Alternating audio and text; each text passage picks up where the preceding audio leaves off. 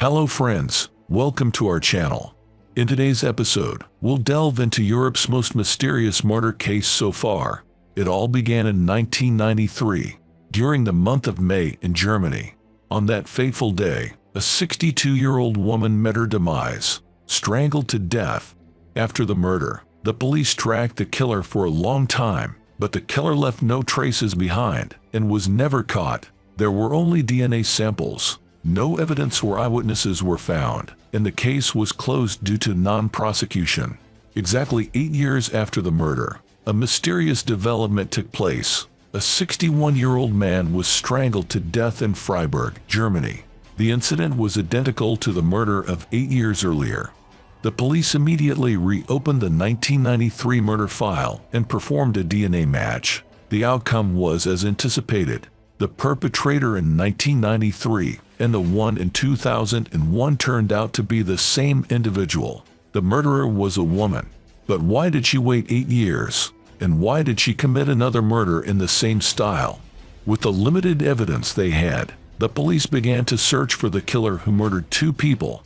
While the search was in full swing, a robbery took place in the same year, and the DNA samples taken from the crime scene surprised the police once again. Because the murderer who killed 2 people had changed his style this time and committed a robbery, the syringe found in the container at the crime scene turned out to be the killer's syringe.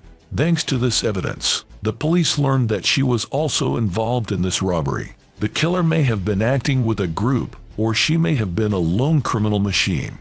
The fact that the DNA samples matched in all 3 cases made the police focus all their attention on this case. The killer's target was elderly people, and judging by the syringe recovered as evidence, she was also using drugs. For a period, there was no news about the killer. However, in the subsequent years, the perpetrator's crimes persisted. In 2004, during a robbery, officers found a toy gun. Samples from the toy gun were collected and analyzed, and they were found to be an exact match to the killer's. In 2006, another robbery took place. With the help of a stone, the suspect broke the window of the store and entered. After stealing thousands of euros worth of merchandise, he disappeared without leaving behind any discernible evidence. Later examination of the stone showed that this incident was also carried out by the wanted killer. Again in 2006, a dentist was robbed and DNA samples were found at the scene, apparently belonging to the same killer. Another interesting part of these cases is that the robberies took place in different countries. There was a serial killer consistently committing crimes across Europe, moving from one country to another. Austria, France, and Germany were among the locations where the killer was traced. There were 20 car robberies between 2003 and 2007, and in all of them the DNA samples matched the DNA samples of the wanted killer. On April 25, 2007, the killer appeared in Heilbronn, Germany, where he murdered police officer Michelke Suiter.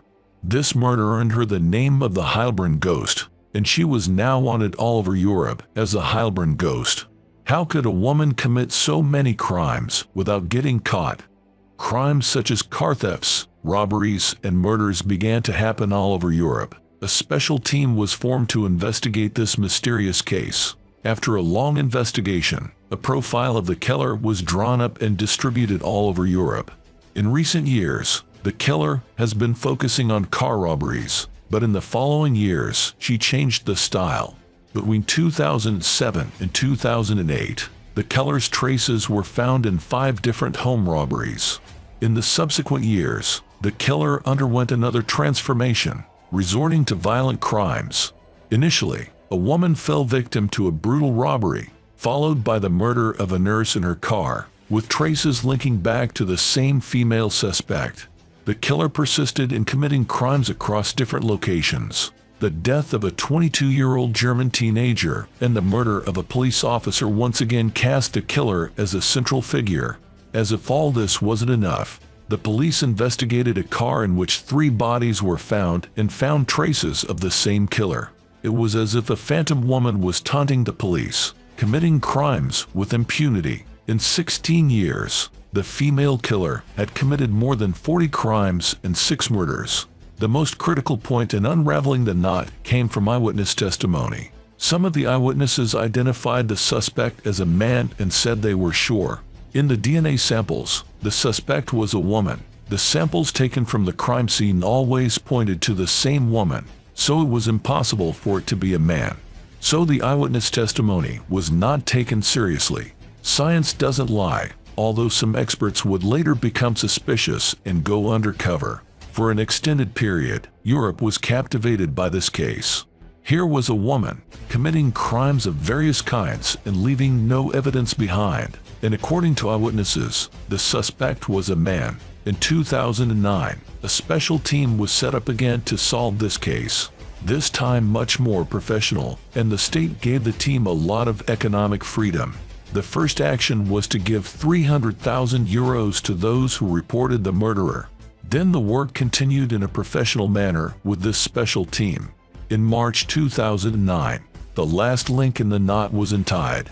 At that time, DNA samples were taken to identify a man who had died in a fire in France. The man was an asylum seeker living in France and had died in a fire at his workplace. After the DNA samples were analyzed, the result astonished everyone. This man who died in the fire was the woman killer who had been wanted for nearly 16 years, and no one could make sense of it. The killer they had been looking for years was right in front of them.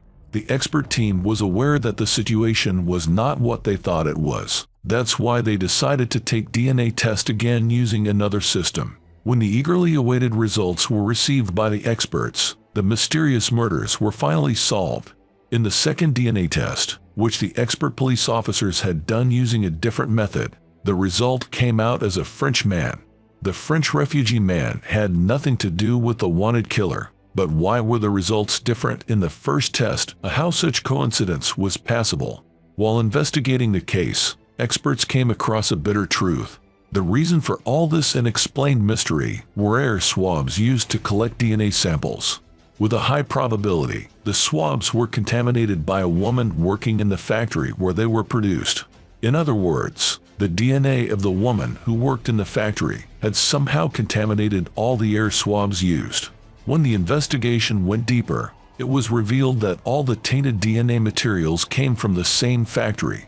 When the case was further investigated, it became evident that the woman was a worker at a manufacturing company in Austria. The factory said that they worked in an extremely sterile environment and that they were not to blame. They even added that they do not produce ear swabs for use in DNA collection. In other words, it was because of such a simple mistake that the murders and robberies that had been unsolved for years were thought to have been committed by the same woman. In 16 years, dozens of mysterious events were caused by such a simple mistake. Europe suffered an unnecessary financial and moral blow because of this mistake. The case went down in history as the Heilbronn ghost and the faceless killer.